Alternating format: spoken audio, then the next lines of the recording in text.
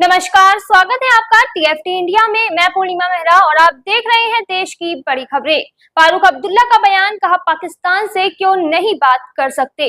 National conference के प्रमुख फारूक अब्दुल्ला ने केंद्रीय गृह मंत्री अमित शाह के बयान पर कहा, हम फिर से सुप्रीम कोर्ट जाएंगे और 370 वापस लाएंगे। वे चीन से बात कर सकते हैं जिन्होंने हमारे 2000 किलोमीटर जमीन पर कब्जा किया है, उनसे बात कर सकते हैं यहाँ, यानी कि पाकिस्तान से क्यों नहीं बात कर सकते।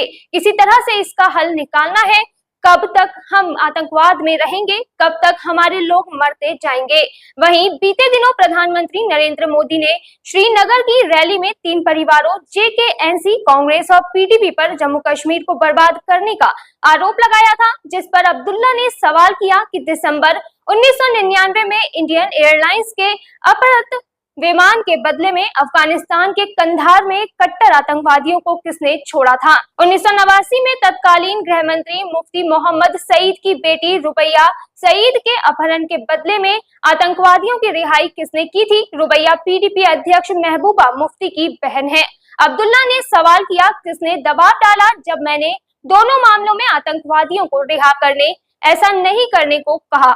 जिन आतंकवादियों को रिहा किया गया वे ही पाकिस्तान से जम्मू कश्मीर में आतंकवाद का संचालन कर रहे हैं। मैंने कहा था कि वे हमारी बर्बादी के लिए जिम्मेदार होंगे, लेकिन किसी ने नहीं सुनी और अब कांग्रेस और जेकेएनसी को जिम्मेदार ठहरा रहे हैं। यहाँ उन्होंने कहा कि लोगों को शुक्रगुजार होना चाहिए कि बंटवारे के समय जम्मू कश्मीर में जेकेएनसी थी। अब्दुल्ला ने कहा, अगर हम नहीं होते तो जम्मू कश्मीर पाकिस्तान का हिस्सा बन गया होता, क्योंकि यह मुस्लिम बहुल राज्य है। इसके बजाय हमने भारत का हिस्सा बनने के लिए गांधी नेहरू के रास्ते को चुना, जहां सभी नागरिक हिंदू, मुस्लिम, सिख और बौद्ध समान हैं। यहाँ अब्दुल्ला ने कहा कि वे दावा करते हैं कि आतंकवाद समाप्त होने की कगार पर है, लेकिन जमीनी स्थिति यह है कि आमतौर पर शांत जम्मू क्षेत्र में भी आतंकवाद बढ़ रहा है। उन्होंने कहा कि उन्होंने नफरत के दरवाजे खोले हैं और हमें उन्हें बंद करना है। राहुल गांधी कहते हैं कि हमें नफरत की दुकान बंद कर मोहब्बत की दुकान खोलनी है। मैं कहता हूं कि हमें नफरत के नौका को डुबोना है और पूरे देश में प्यार की गाड़ी चलानी है। अब्दुल्ला का कहना है कि हम भारत का मुकुट हैं और नफरत के खिलाफ नई सुबह यहीं से आएगी। केजरीवाल ने कहा, आज दिल्ली में घर भी नहीं। दिल्ली के पूर्व मुख्यमंत्री और आपके राष्ट्रीय संयोजक अरविंद केजरीवाल ने कहा, मैंने अपनी जिंदगी में केवल इज्जत कमाई है। आज जब मैंने इस्तीफा दिया है, कुछ दिन में मैं मुख्यमंत्री आवास खाली कर दूंगा। आज दिल्ली में मेरे पास रहने के लिए घर भी नहीं है। मैंने 10 साल में केवल आपका आशीर्वाद कमाया है। यहाँ केजरीवाल ने कहा कि मेरे बैंक में कोई पैसे नहीं है। उन्होंने कहा, अब हम जेल से बाहर आ गए और जेल से बाहर आकर मैंने इस्तीफा दे दिया। मैंने इस्तीफा इसलिए दिया क्योंकि मैं गंद करने और भ्रष्टाचार करने के लिए नहीं आया था। मुझे पैसे कमाने होते तो इनकम टैक्स की नौकरी करता था, कमा लेता। यहाँ उन्होंने कहा कि हम देश के लिए राजनीति में आए थे। उन्होंने कहा कि इन नेताओं को फर्क नहीं पड़ता, इनकी चमड़ी मोटी है, इन पर कितने भी आरोप लग जाएं फर्क नहीं पड़ता। मैं नेता नहीं हूं, मेरी मोटी चमड़ी नहीं है। मुझे ये लोग चोर कहते हैं, मुझे फर्क पड़ता है। आज मैं दुखी हूं, मेरी आत्मा पीड़ित है, इसलिए मैंने इस्तीफा दिया है। मनीष सिसोदिया का बयान, कहा, कुछ लोगों ने साजिश रचकर हमें जेल में डाला। आम आदमी पार्टी की जनता की अदालत में मनीष सिसोदिया ने कहा कि लोग खुश हैं कि अरविंद केजरीवाल उनके बीच हैं, लेकिन इस बात के लिए दुखी भी हैं कि वो अब मुख्यमंत्री नहीं है। वो बस कुछ ही महीनों की बात है। जंतर मंतर पर हम चार्ज होने आए हैं।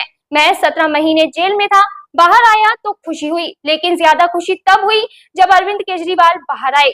जब कुछ नहीं मिला तो कुछ लोगों को साजिश रचकर जेल में डाला।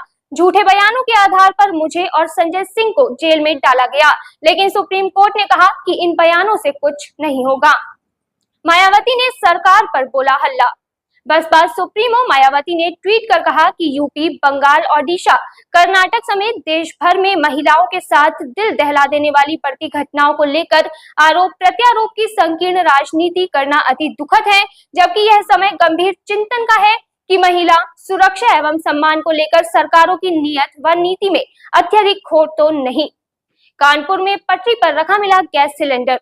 कानपुर में एक बार फिर ट्रेन को पटरी से उतारने की साजिश की गई। सिलेंडर को देखते ही लोको पायलट ने तुरंत ट्रेन रोक दी, जिससे कोई हादसा नहीं हुआ। आपको बता दें कि कानपुर में जिस जगह रेलवे ट्रैक पर सिलेंडर मिला है वो दिल्ली हावड़ा रेलवे लाइन पर महाराजपुर के प्रेमपुर रेलवे स्टेशन के पास है। वहीं मौके पर पहुंची फॉरेंसिक टीम ने घटनास्थल से गैस का खाली सिलेंडर के अलावा बियर की कैन भी मिली है, जिन्हें जांच के लिए भेज दिया गया है। तरुण चुग ने कहा, पीएम मोदी को मिलेगा जम्मू कश्मीर की जनता का आशीर्वाद।